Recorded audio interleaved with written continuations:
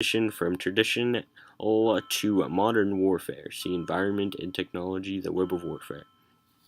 All the combatants had previously prided themselves on the use of highly trained cavalry to smash through the front lines of infantry. Cavalry coexisted with firearms until the early 1800s, primarily because early rifles were awkward to load and not very accurate. Cavalry could attack during the intervals between volleys. Then in the 1830s and 1840s, percussion caps that did away with pouring gunpowder into the barrel of a musket came into use. In Crimean War battles, many cavalry units were destroyed by the rapid fire of rifles that loaded at the breech rather than down the barrel. That was the fate of the famed British Light Brigade, which was sent to relieve an Ottoman unit surrounded by Russian troops. After the Crimean War, the Ottoman Empire increased its involvement with European commerce.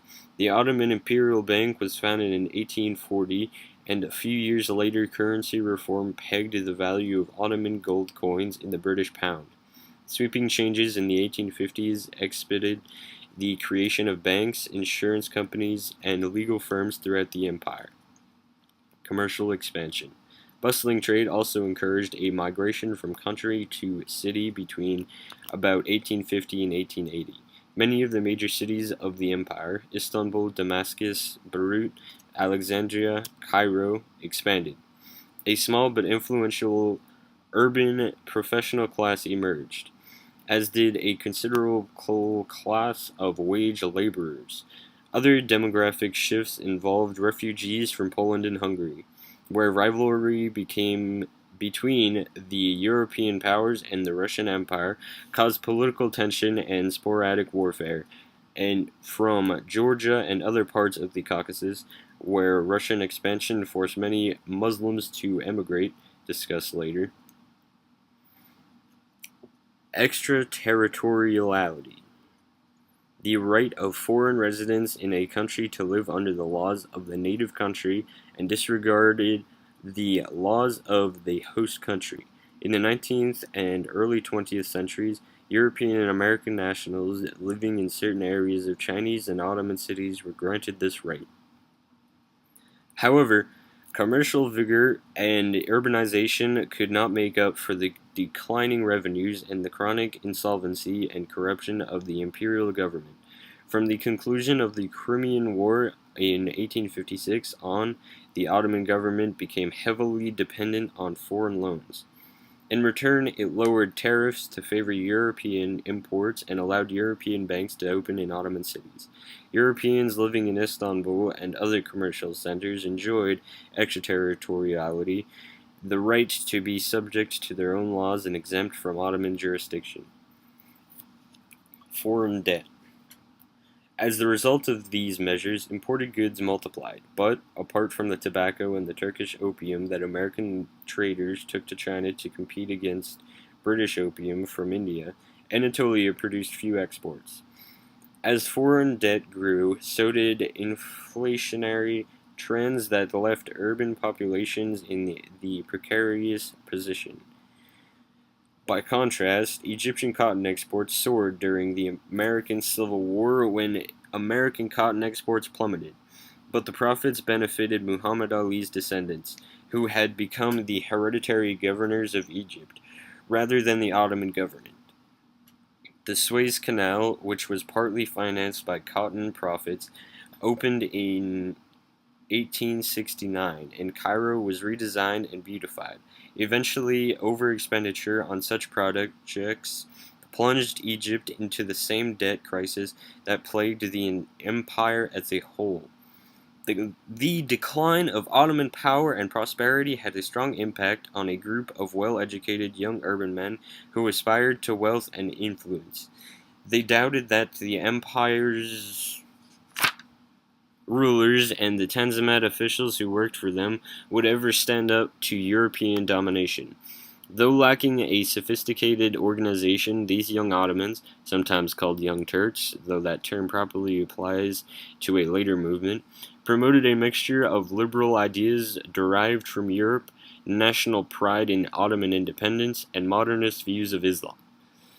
Prominent young Ottomans helped draft a constitution that was promulgated in 1876 by a new and yet untried Sultan, Abdul Hamid II. This apparent triumph of liberal reform was short-lived, with war against Russia again threatening the Balkans in 1877. Abdul Hamid suspended the constitution and the parliament that had been elected that year. Though he ruthlessly opposed further political reforms, the Tanzimat programs of extending modern schooling, utilizing European military practices and advisors, and making the government bureaucracy more orderly continued during his reign. Section Review. After French withdrawal from Egypt, Muhammad Ali seized control and began a French-influenced modernization program. His successors continued the program and attacked the Ottoman Empire, but they were thwarted by the European powers.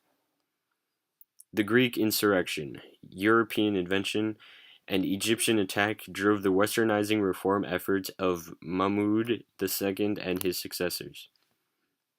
The most comprehensive reform initiative was Abdul Mahid's Tanzimat program.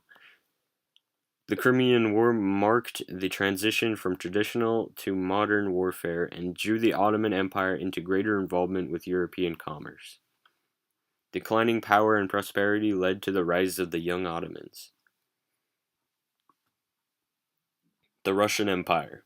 In 1812, when Napoleon's march on Moscow ended in a disastrous retreat brought on more by what a later Tsar called Generals January and February than by Russian military action, the European image of Russia changed, just as Napoleon's withdrawal from Egypt led to Muhammad Ali briefly becoming a political power, so his withdrawal from Russia conferred status on Tsar Alexander I, ruling 1801 to 1825. Conservative Europeans still saw Russia as alien, backward, and oppressive, but they acknowledged its immensity and potential and included the Tsar in efforts to suppress revolutionary tendencies throughout Europe. In several important respects, Russia reassembled the Ottoman Empire more than the conservative kingdoms in Europe, whose autocratic practices it so staunchly supported. Russia compared with Ottomans. Socially dominated by nobles whose country's estates were worked by unfree serfs, Russia had almost no middle class. Industry was still at the threshold of development by the standards of the rapidly industrializing European powers, though it was somewhat more dynamic than Ottoman industry. Like Egypt and the Ottoman Empire, Russia engaged in reforms from the top down under Alexander I. But when his conservative brother Nicholas I, ruling 1825 to 1855, succeeded to the throne, iron discipline and suspicion of modern ideas took priority over reform. Russia and Europe. In 1700, only 3 Russians out of 100 lived in cities, 2/3 of them in Moscow alone. By the mid-1800s, the town population had grown tenfold, though it still accounted for only 6% of the total because the territories of the Tsars had grown greatly through wars and colonization. See Chapter 20. These figures demonstrate that, like the Ottoman Empire, Russia was an overwhelmingly agricultural land. However, it had poorer transportation than the Ottoman Empire. Since many Ottoman cities were seaports, both empires encompassed peoples speaking many different languages. Slow pace of reform. Well-engineered roads did not begin to appear until 1817, and steam navigation commenced on the Volga in 1843. Tsar Nicholas I built the first railroad from St. Petersburg, the Russian capital, to his summer palace in 1837. A few years later, his commitment to strict discipline led him to insist that the trunk line from St. Petersburg to Moscow run in a perfectly straight line. American engineers, among them the father of the painter James McNeill Whistler, who learned to paint in St. Petersburg, oversaw the laying of track and built locomotive workshops. Industrialization progress depended heavily on foreign expertise. British engineers set up the textile mills that gave the woolens and cottons a prominent place among Russia's industries. Tsar Nicholas I. Until the late 19th century, the Russian government's interest in industry was limited. An industrial revolution required educated and independent-minded artisans and entrepreneurs, but Nicholas feared the spread of literacy and modern education, especially anything smacking of socialism and revolution, beyond the minimum needed to train the official officer corps and the bureaucracy. He preferred serfs to factory workers, and he paid for imported industrial goods with exports of grain and timber. Like Egypt and the Ottoman Empire, Russia aspired to Western-style economic development. But when France and Britain entered the Crimean War, they faced a Russian army equipped with obsolete weapons and bogged down by lack of transportation. At a time when European engineers were making major breakthroughs in loading cannon through an opening at the breech end, muzzle-loading artillery remained the Russian standard. Russia and Europe. Slavophiles. Russian intellectuals in the early 19th century who favored resisting Western European influence and taking pride in the traditional peasant values and institutions of Slavic people. Yet in some ways, Russia bore a closer resemblance to other European countries than the Ottoman Empire did. From the point of view of the French and the British, the Cyrillic alphabet and the Russian Orthodox form of Christianity seemed foreign, but they were not nearly as foreign as the Arabic alphabet and the Muslim faith. Britain and France feared Russia as a rival for power in the East, but they increasingly accepted Tsar Nicholas's views of the Ottoman Empire as the sick man of Europe, capable of surviving only so long as the European powers permitted.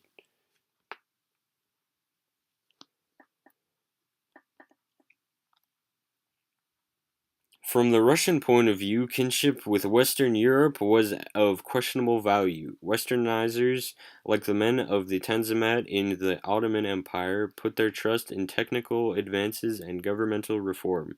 Opposing them were intellectuals known as Slavophiles, who considered the Orthodox faith, the solidity of peasant life, and the Tsar's absolute rule to be the proper basis of Russian civilization. After Russia's humiliation in the Crimea, the Slavophile tendency gave rise to pan-Slavism. In the militant political doctrine advocating unity of all of the Slavic peoples, including those under the Austrian and Ottoman rule. Pan-Slavism. Pan-Slavism. Movement among Russian intellectuals in the second half of the 19th century to identify culturally and politically with the Slavic peoples of Eastern Europe. On the diplomatic front, the Tsar's inclusion as a major European ruler contrasted sharply with the Sultan's exclusion. However, this did not prevent a powerful sense of Russophobia from developing in the West. Britain, in particular, saw Russia as a threat to India and disliked them immensely. The subjection of the serfs, who gained their freedom from Tsar Alexander II only in 1861. 27 years after the British had abolished slavery, in addition, the passions generated by the Crimean War and its outcome affected the relations of Russia, Europe, and the Ottoman Empire for the remainder of the 19th century.